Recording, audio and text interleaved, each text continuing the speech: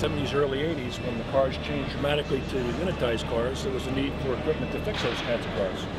That equipment was really, you know, in Europe.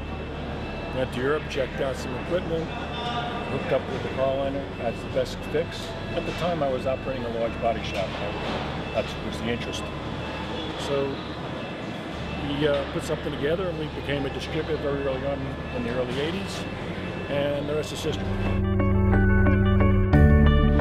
Entirely different. Cars had to be held a lot more than just the 4 rocker panel plants. Manufacturers saying they want more than that, holding them. Because of the high-strength steel, you can't just hold something 6 feet away from where you're doing the repair.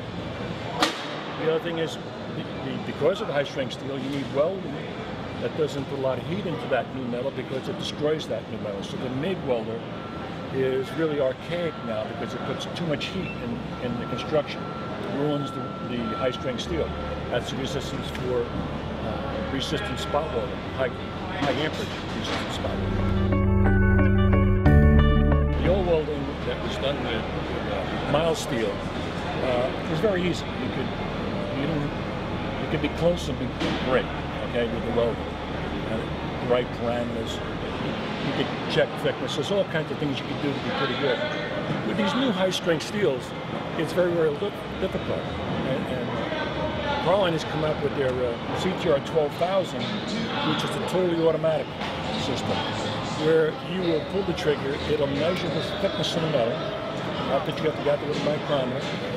It'll also test the resistance of that metal, because we may have 1 piece of mild steel, 2 pieces of high-strength steel, and maybe adhesive in there too. So what are the parameters if I set that to get the same result as the factory weld? It will test the resistance of what you're trying to weld. With this, the thickness and the resistance, set those parameters automatically, and you just pull the trigger.